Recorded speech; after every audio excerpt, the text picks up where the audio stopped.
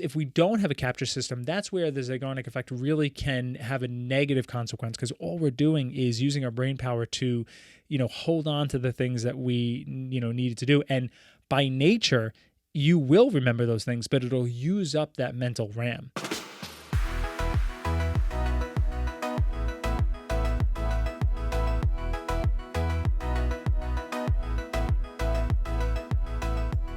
All right, ladies and gentlemen, welcome back to the Upgrade My Rituals podcast. My name is Kevin McKellar, your host, and of course, this is the show for solopreneurs, business owners, people that are really into productivity or trying to become more productive, effective, and trying to really map out an ideal day, something that they're really, really striving for to kind of fit it all in, if you will. Ideal is the key word, right? So with today's Quick Tip Tuesday, I want to talk about a term that I have recently come about, and it makes perfect sense, which is called the Zeigarnik Effect. And the Zeigarnik Effect was something that came about after a Soviet psychologist, I believe, named Bluma Zeigarnik. And what this basically entails is when you have a closed loop, or if you don't complete a task, right, you're actually more likely to remember it and recall it much more effectively than as if you were to finish something and complete it fully. So with that being said, I'm going to take a quick look here about a little bit about kind of how this was all started. It's a really, really interesting. It comes from, it was at least based out of Gestalt psychology. And the idea, like I said, is really, this came about, and some of the history came about with a waiter, where there was like this waiter who, really completely remembered everybody's meal, took all the orders, but then when the bill was paid, completely forgot. The woman came back or whatever to grab her purse that she left, and they had no idea who even she was, let alone what they ate. So me being actually a waiter for many years back in the day, I completely remember that, right?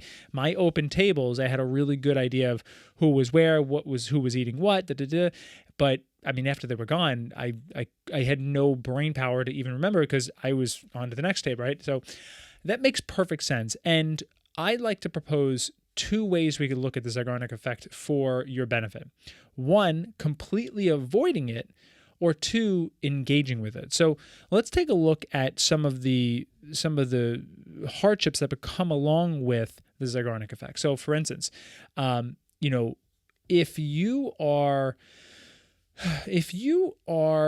in the middle of the workday and you get pulled away, actually this is really more of a positive. Say it's a bad example. Let's take a look at say if you're a writer, right? And this is actually something that was documented. I forget where I'm recalling it from, but say if you're a writer, and you're writing, and you say at the end of the day, stop in the middle of a sentence, right?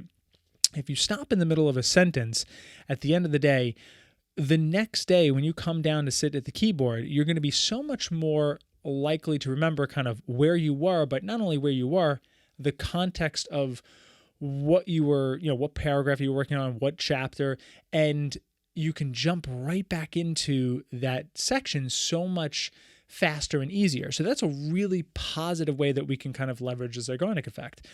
One of the negative ways, and this kind of the reason why I wanted to talk about this today was because last week I did an episode on capture techniques to get everything out of your head and onto paper.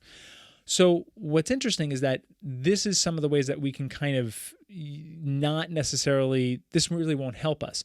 So for instance, if we do not have a capture system, this is where the Zeigarnik Effect actually has a negative consequence, where all we're doing is completely remembering the things that we have to get done because we didn't actually do something with that information.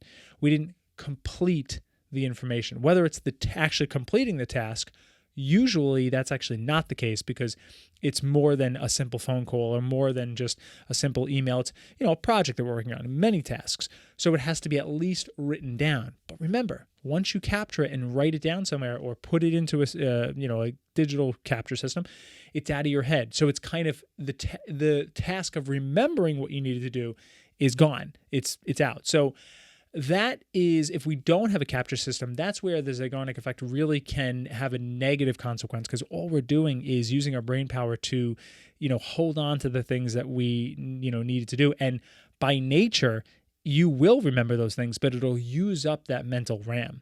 It'll use up the willpower in the day that we have to have reserved for the hard decisions like, diet and, don't eat the cookie and, make sure you do that, 11th rep instead of just 10 in, your set of sit-ups or whatever it is.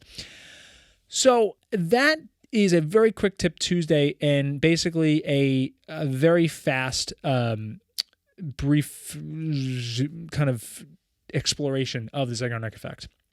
If you have any experience with this, or if you feel like you've had this Zeigarnik Effect like happen to you and you didn't even realize you were doing it, let me know. Leave a comment below. I would love to hear about it. I'd love to get this conversation a little bit more. I'd like to even learn a little bit more about it myself. If you like this episode, please leave a review and obviously subscribe. That would be fantastic. And if you think somebody else might like this, share it with a friend. I want to thank you so much, and I will see you next week on the Upgrade My Rituals podcast.